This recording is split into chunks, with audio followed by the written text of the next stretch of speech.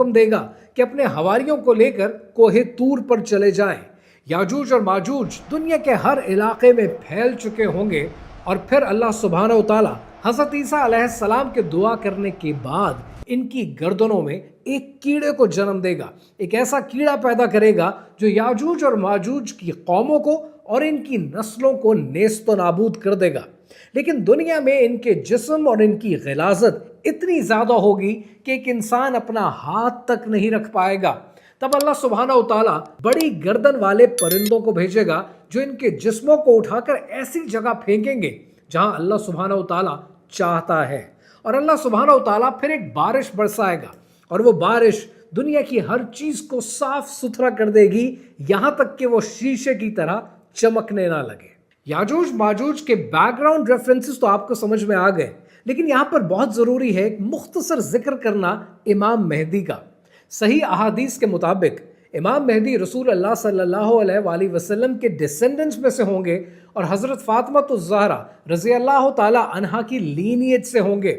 ترمذی کی حدیث کے مطابق کہ جس کا مفہوم ہے کہ قیامت تب تک نہیں آئے گی کہ جب تک عربوں میں ایک ایسا انسان نہیں آتا کہ جس کا نام رسول اللہ صلی اللہ علیہ وآلہ وسلم کے نام پر ہوگا۔ امام مہدی اس دنیا میں تب تک ظاہر نہیں ہوں گے کہ جب تک شام میں سفیانیز کے مظالم حد سے تجاوز نہیں کر جاتے، دنیا میں ایک کیوس نہیں آ جاتا۔ اللہ سبحانہ و تعالیٰ انہیں ایک رات میں خلیفہ بنا دے گا، اور انہی کی موجودگی میں حضرت عیسیٰ علیہ السلام آسمان سے زمین پر نازل ہوں گے، اور حضرت عیسیٰ علیہ السلام امام مہدی کی امامت میں نماز پڑھیں گے، اور دونوں مل کر مسلمانوں کو اکٹھا کریں گے اور مسلمانوں کو رب کے بنائے ہوئے نظام کی طرف لے کر آئیں گے۔ امام مہدی اس دنیا میں 7 سال رہیں گے، اور 7 سال میں امت کو اکٹھا کریں گے، دنیا کو انصاف سے بھر دیں گے، دنیا میں ہر طرف دولت اور بارش کی فراوانی ہوگی۔ اب اس مختصر قصے میں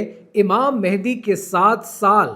یہ ضروری ہے، کیونکہ جب آپ اس کو سمجھیں گے تب آپ کو جوئش ایسکٹالوجی سمجھ میں آئے گی کہ گوگ اینڈ میگوگ یا گوگ آف میگوگ سے کیا مطلب لیا جاتا ہے۔ جب آپ جوئش ایسکٹالوجی کو پڑھیں گے تو آپ حیران ہو جائیں گے کہ یاجوج ماجوج کی ہمیشہ ٹرانسلیشن آپ کو گوگ اینڈ میگوگ کر کے بتائی جاتی ہے، لیکن ایزاخیل 38 اور 39 کے مطابق گوگ ایک ایسا انسان ہے کہ جو شہزادہ ہے اس زمین کا جس کو میگوگ کہتے ہیں، اس لیے اسے گوگ آف میگوگ کہتے ہیں۔ اور ایزاخیل میں یہ لکھتے ہیں کہ گوگ آف میگوگ ایک کولیشن آرمی بنائے گا، اور اس کی فوج کے اندر پرشیا، کش، پت، گومر اور تو